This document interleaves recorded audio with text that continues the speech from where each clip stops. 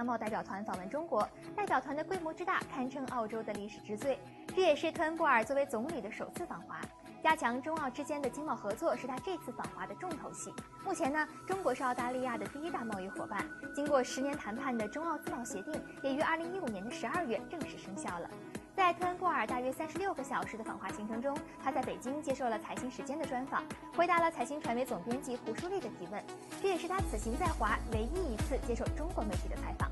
此前一天，他与中国国务院总理李克强会面，举行了中澳总理的年度会晤。61岁的特恩布尔出生于悉尼，曾经就读于悉尼大学以及英国的牛津大学，拥有悉尼大学文学和法学学士、牛津大学法学学士学位，曾经先后从事记者、律师、投资银行家、企业家等等职业。2004年的时候当选众议员，2008年成为当时的反对党自由党的党首。2013年自由党政府上台之后，出任内阁通信部长。2015年9月，特恩布尔取代托尼·阿伯特当选自由党党首，并担任澳大利亚的第29任总理。Hi, I'm Malcolm Turnbull. I'm the Prime Minister of Australia, and you're watching Whose Time? Whose Time? A source of inspiration. You are leading the largest trade delegation to China. What are the goals you would like to achieve during this trip? The Australia Week in China is an annual event, but this is the biggest ever, and 1,000 businessmen and women are here because the China relationship has become more and more important, because especially since the entry into force of the China-Australia Free Trade Agreement just a few months ago. We understand the rebalancing of China's economy to one that gives more purchasing power to the people, a larger share of your GDP is being driven by household consumption. And we welcome that. That we're seeing, because of the free trade agreement, because of this rebalance in China, enormous growth in so many diverse sectors of our economy. Soft commodities, foodstuffs, wine, beef, milk products, services, obviously tourism and education. China has the largest number by far of overseas students in Australia. We're seeing a lot of Australian services being exported to China. So a more open China is one that will not only be stronger for all the reasons Deng Xiaoping set out many years ago when he went south, but it will also be one with much greater opportunities for Australia. Talking about the FTA, you just mentioned several areas. Like, which one do you think is the most important one? Well, now this is a very important point that Premier Li and I were talking about last night. I think it's the same expression in English and in Chinese. Don't put all your eggs in one basket. It is the key, and Premier Li understands this very well. We are very much of the same mind on this. The key to success in the 21st century economy is diversity and innovation. You're not going to be able to drive growth with one big government-directed initiative. What you have to do is ensure that you encourage as much freedom of enterprise so that individuals and firms, particularly small and medium ones, can get started and innovate. And Premier Li Keqiang was very proud to say to me that 40,000 new businesses are registered in China every day. That's, as you can imagine, quite a lot more than in Australia. But nonetheless, we both recognise that it's that initiative and innovation that is the key to success, because many of these businesses will fail, but the people that have started them will have learned a lot from that. And when they start again, try again, they'll be more successful. But some of them will succeed, some of them will become medium businesses, some of them will become giants. And that is the nature of the rapidly moving, often disruptive 21st century economy that cries out for innovation and that type of freedom. So what are the areas that you think, in terms of innovation, that need to be upgraded in the FTA? The area where I think we need to work on greater access and greater openness is obviously in services. Some of these areas are naturally and inevitably regulated. Financial services is obviously one. So we look forward to more collaboration, more engagement in that area. So once we talk about the innovation, what are your expectations for the cooperation between startups in our two countries? The expectation is that they should collaborate, and we are establishing a landing pad in Shanghai. We are establishing landing pads for innovative Australian firms in a number of cities, and Shanghai is one of them. And there is a strong innovation culture in Shanghai. There's a strong innovation investment culture there. There's a good ecosystem there, if you like. And I was in fact, you can see on my Facebook page an interview with a young Australian-Chinese entrepreneur called Gemma Xu, who started initially with Australian venture capital, a online business to create personalised travel itineraries for Chinese visitors into Australia and New Zealand. It's very good for us and very good for China too, because it enables people, rather than signing up to a tour and basically going where they're told, they can plan their own trip and manage their own travel. And so Gemma's got that project, and she has now moved to Shanghai because she's found some additional private equity there. And we want to see more of that. And you'll see projects going in both directions. So you've got to recognise that there are going to be great Australian ideas that will get realised in China and vice versa, and you'll get people moving back and forth. What we want to do is to produce and encourage a more innovative culture that will produce the great ideas and the great businesses that will provide the great jobs that we all want our children and grandchildren to have. So do you have any concerns over the rising tide of Chinese investment into Australia's residential property? The way it works in Australia, it's open for Chinese investment in new, in developing new dwellings, and you have some very big developers. Greenland is a very good example. A foreign firm, whether it's Chinese or from somewhere else, that builds an apartment building in Australia is creating an Australian asset. It's adding to the wealth of Australia. Can't be taken away. It's there, sitting on the land in Australia.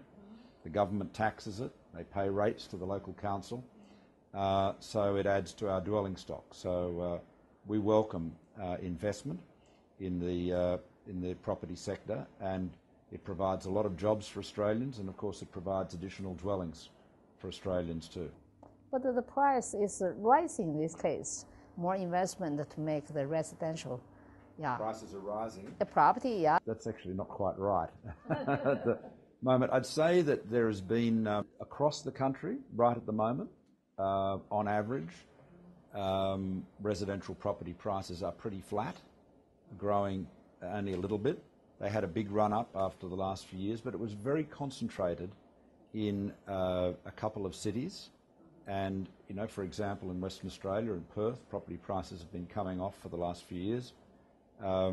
And they're very concentrated in areas close to the centre of the city.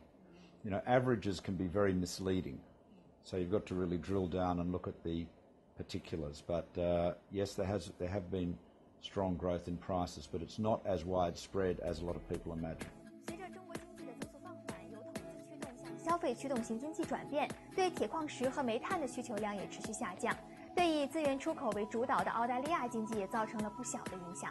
但另一方面，消费需求的增加也提振了澳大利亚食品、旅游和教育等产业。特恩布尔表示，中国经济结构性调整将使中澳两国的经济并行转型，而未来澳大利亚经济基础将从建筑业、制造业和出口逐步转向服务业和国内消费，致力于成为多元化、更具创新性的经济体。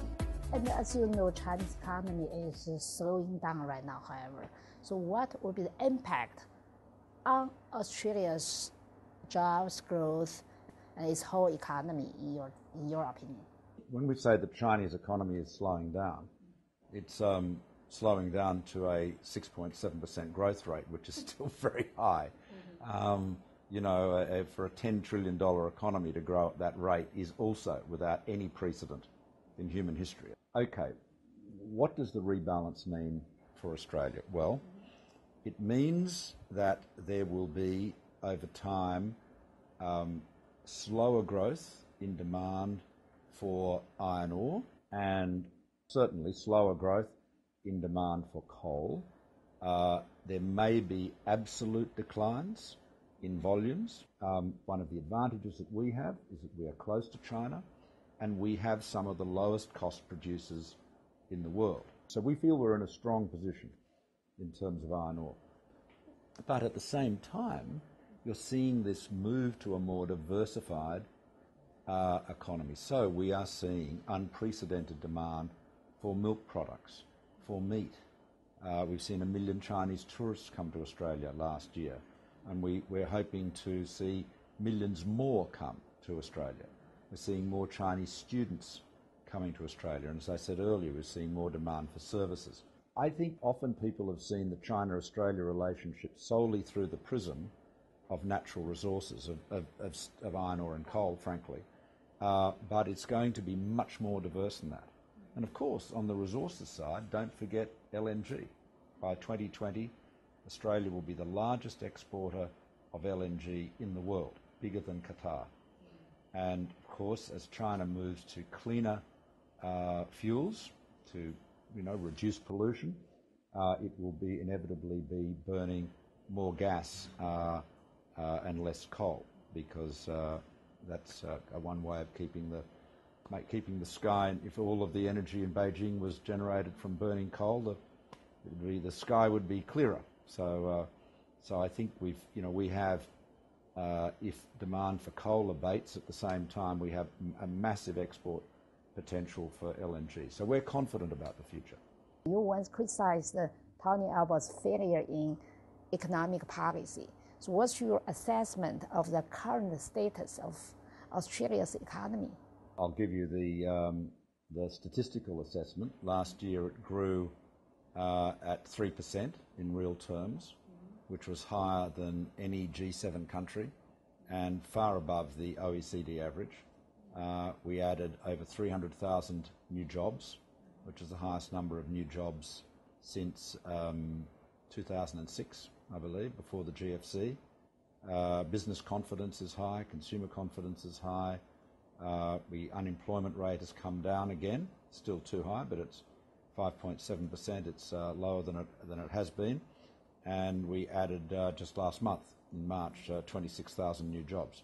So the economy, and this is all, Shuli, notwithstanding that we've seen the mining construction as a share of GDP go from 8% to a little bit under 4% now. So we've had a big structural change in our economy, but nonetheless we've maintained strong growth and jobs growth, and that's because of the diversification that should be our objective. Australia suffered from the downturn of global resources. So how do you predict the price, the trend of the commodity in the near future? When I was an investment banker, I wasn't especially good at forecasting commodity prices, so I probably haven't got any better now. Let me make a couple of observations. It's rarely, particularly in the commodities sector, supply can't meet the demand as quickly as it can, say, with consumer goods. If you have a shoe manufacturer and you make a fantastic new sport shoe and everyone wants it, well, you can basically make as many as the market wants pretty quickly. If you're talking about iron ore, it takes years to get to plan and build a new iron ore mine. So the supply response always tends to go a little bit further than is needed, and of course it's delayed. But what happens in the commodities business is, the key to success in the commodities business is to be at the low end of the cost curve, so that in the lean times you can make a profit, and in the good times you do very, very well. You don't want to be at the high end of the cost curve where you can only make money in those very rich years. And as I said, from our point of view, we are, despite Australia not being regarded as a low-cost country, we are in the iron ore business down at the low end of the cost curve. A lot of this is due to really smart technology. Nearly 2/3 of all of the world's mining software is written in Perth, in Western Australia. The levels of automation are enormous. The biggest and heaviest robots in the world are in Australia. You know, you're talking about iron ore trains, kilometres long, that are completely automated, and these mining operations are run remotely. So all of that is making our production much more efficient. Is that true that you are considering to upgrade Australia's rail network? There's always been a lot of interest in fast rail between, particularly between Melbourne and Sydney, and Sydney and Brisbane on the east coast. And this is an issue that many people are very keen on, but I think it's something that will be looked at in the future. But we don't have an immediate plan to make an investment of that kind. I think what I have done is reframe the government's approach to investment in urban infrastructure, and obviously that would apply to infrastructure between cities. And that is that we have to look at these projects more as an investment than as simply a government grant. So in other words, with rail in particular, any new rail line adds enormous value to the land that it connects, the land adjacent to stations. It has an immediate impact on property value. I'll give you a concrete example that we're looking at. We're looking at this with the New South Wales government very closely with respect to the rail access to the new airport that is going to be built in Western Sydney. So, how do we get the rail to that airport as soon as possible and use that as a means of creating additional value and amenity in the west of our big city. 问题，各国间的货币政策分歧明显，为外汇市场带来不确定因素。美国4月不会加息，日本、欧洲持续实施负利率政策。对此，特恩布尔表示，与其他国家不同，澳大利亚之所以能够保持经济稳定，汇率的自主稳定是非常重要的。There has been a global atmosphere of easing in monetary policy. Would Australia join in the club of easing? Well, our interest rates are low by our standards, but high by everybody else's. So I think our central bank has done a very good job. What's your point of view on the measures of negative interest rates in Europe and Japan? There have been lots of debates over the economic price that policy of negative interest rates would pay. What do you think of that? I wouldn't predict interest rates movements, but I would say this to you, that of course as interest rates get either to zero or close to zero, you lose your leverage in terms of monetary policy. You can't, unless you're prepared to start paying negative interest rates, which of course has happened. But we've had a somewhat different experience in Australia. The big stabilising factor in Australia has actually been our exchange rate.